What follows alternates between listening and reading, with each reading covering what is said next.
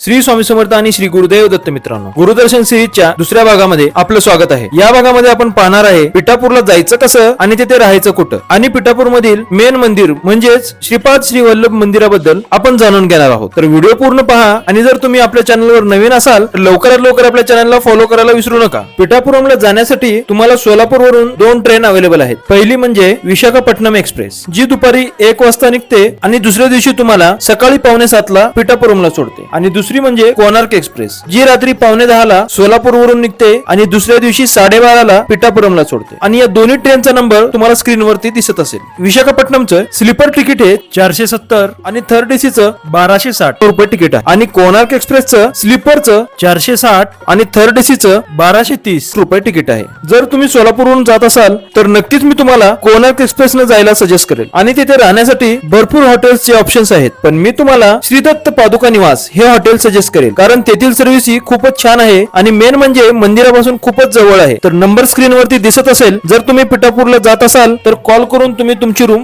Book करू शकता. आणि हो, तेथे एसी आणि नॉन एसी दोन्ही रूम अवेलेबल आहेत. पिठापुरम हे श्रीपाद श्री वल्लभांचे जन्मस्थान आहे, जे कलियुगातील दत्तात्रयांचे पहिले अवतार मानले जातात. पिठापुरम येथे श्रीपाद श्री वल्लभ सुमारे 30 वर्षे राहिले आणि नंतर संन्यास घेऊन कुरोपूर येथे गेले. पिठापुरम हे त्यांच्या कर्मभूमी आणि कुरोपूर हे मोक्षभूमी मानली जाते. येथील श्रीपाद श्री वल्लभ महासंस्थान हे श्रीपाद श्री वल्लभांच्या आजोबांच्या घरामध्ये आहे, जे श्री सज्जनगड रामस्वामी यांनी बांधले आहे. येथे श्रीपाद श्री वल्लभांच्या पादुकांची पूजा केली जाते. मंदिरात औदुंबराचे झाड आहे, ज्याला येथे विशेष महत्व आहे. मंदिराच्या गाभाऱ्यात सकाळी 5 ते 7 पर्यंत दर्शनासाठी प्रवेश असतो. दुपारी 1 ते 4 दरम्यान मंदिराचे दर्शन जाळीदार दाराने बंद केले जाते. मंदिराच्या परिसरात अन्नदान आणि इतर धार्मिक विधी होतात. तर मित्रांनो, हे होतं मंदिराबद्दलची पूर्ण माहिती. तर हा व्हिडिओ तुम्हाला कसा वाटला कमेंट मध्ये नक्की कळवा. आणि जर तुम्ही पिठापूरला जाणार असाल किंवा जाण्याची मनामध्ये इच्छा असेल तर कमेंट मध्ये श्री गुरुदेव दत्त लिहायला विसरू नका. आणि येणाऱ्या व्हिडिओ मध्ये आपण जाणून घेणार आहोत पिठापुरम मधील काही विशिष्ट मंदिरांबद्दल. तर त्या व्हिडिओसाठी लवकरात लवकर आपल्या चॅनलला फॉलो करायला विसरू नका. तर भेटू आपण नेक्स्ट व्हिडिओ मध्ये.